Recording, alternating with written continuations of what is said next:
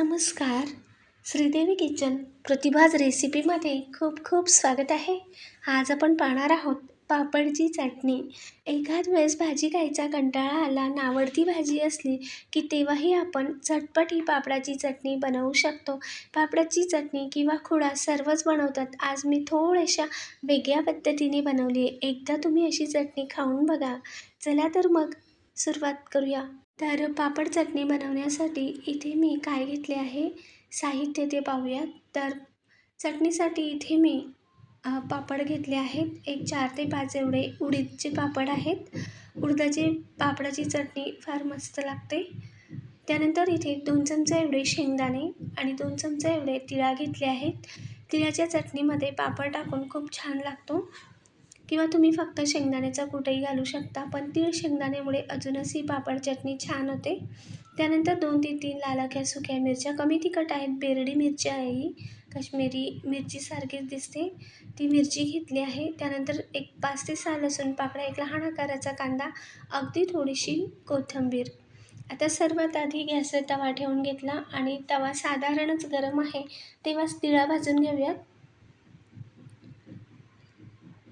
मंद ते मध्यम आचेवर तिळा अशा चांगल्या चटचट उडायला लागल्या, अशा टपोऱ्या झाल्या की तेव्हा काढून घेऊयात. तिळा चांगल्या भाजून गेल्या, काढून घेतल्या आणि याच तव्यावर आता शेंगदाणे घालूयात. शेंगदाणेही डाग पडेपर्यंत, साल तडकेपर्यंत खरपूस असे भाजून घेऊयात. आणि शेंगदाणेसोबतच मी इथे लाल अख्खी सुकी मिरचीही घातली. तुम्ही हवं तर तिखट मिरची घेऊ शकता किंवा मिरची पावडरही घालू शकता. ही मिरची थोडीशी कमी आहे, एक लहान मिरची आहे, ती थोडीशी तिखट आहे, म्हणून मी एवढ्या चटणीसाठी एवढंच तिखटाचं प्रमाण घेतलं. तुमच्या तिखटाच्या आवडीप्रमाणे अजून एखाद मिरची कमी अधिक करू शकता. मिरची जास्त भाजायची नाही, तर फक्त थोडीशी गरम करून घेतली म्हणजे मिक्सरला किंवा खलबत्त्यात चांगली कुटली जाते. शेंगदाणे मात्र साल तडकेपर्यंत भाजायचे, म्हणून आधी तव्यात मी शेंगदाणेच घातले. त्यानंतर आता ह्याच गॅसच्या बर्नरवर जाळी ठेवून घेतली आणि पापड भाजून घेऊयात. दोघंही बाजूने उलटपालट करून काठापर्यंत पापड चांगले भाजून घेतले.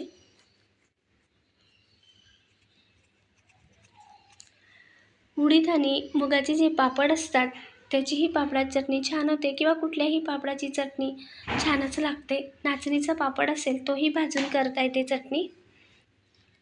तर याच पद्धतीने इथे मी सर्व पापड असे मध्यम ते मंद आचेवर भाजून घेते.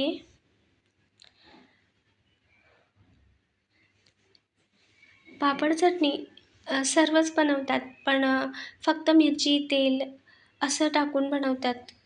काही ठिकाणी कांदा घालत नाही, पण कांदा घालूनही ही पापड चटणी फार मस्त लागते. आता पापड भाजून घेतले, बाजूला प्लेटमध्ये काढून घेतले. त्यानंतर आता भाजलेले शेंगदाण्याची साल काढून घेतली आणि मिक्सरच्या भांड्यामध्ये तिळा, मिरची आणि शेंगदाणे, लसूण पाकळ्या मिक्सरला पाणी न घालता असं थोडंसं चालू बंद करून फिरून घेऊयात. हवं तर तुम्ही खलबत्त्यामध्येही कुटून घेऊ शकता. खलबत्त्यात कुटल्यावर अजूनच खूप छान चव लागते. वेळच नसेल तर मग अशी पटकन मिक्सरलाही फिरवून घेऊ शकता. कमीत कमी वेळेत झटपट अशी ही पापडाची चटणी होते, तेवढीच खायलासुद्धा छान लागते.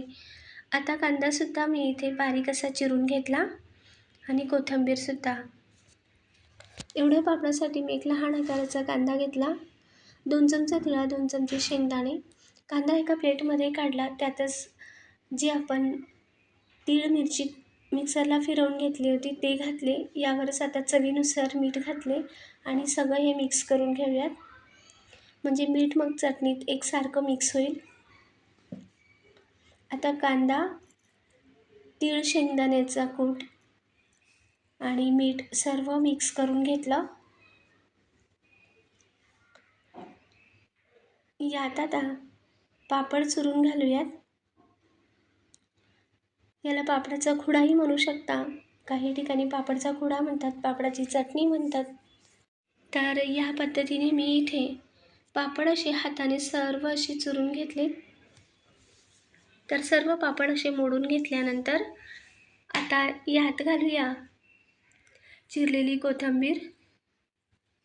त्यानंतर आता एका कटल्यामध्ये पोहे खाण्याची 2-3 चमचे एवढे तेल घेतले आणि यात घालूया अगदी पाव चमचा एवढी मोहरी, पाव चमचा जिरे. चांगले तळतळले की यात आता जिरे मोहरीचा तडका किंवा जिरे मोहरीचं गरम तेल घालूयात. तेल चांगले गरम झाल्यावर जिरे मोहरी फुलल्यावर मगच यात घालायचे आणि आता हे सर्व मिक्स करून घेऊयात. चांगलं एकसारखं सर्व मिक्स करून घेतल्यानंतर तुम्ही जर फक्त मिरची पावडर वापरत असाल तर या स्टेजला वरून मिरची पावडरही घालू शकता. आणि सर्व मिक्स करून घेतल्यानंतर आता गरमागरम पापड चटणी भाकरीसोबत खाऊ शकतो किंवा तोंडी लावण्यासाठी सुद्धा फार मस्त होतो. एकदा या पद्धतीने पापड चटणी करून पहा, खूप छान लागते. तयार आहे आपली साधी सोपी अशी पापड चटणी.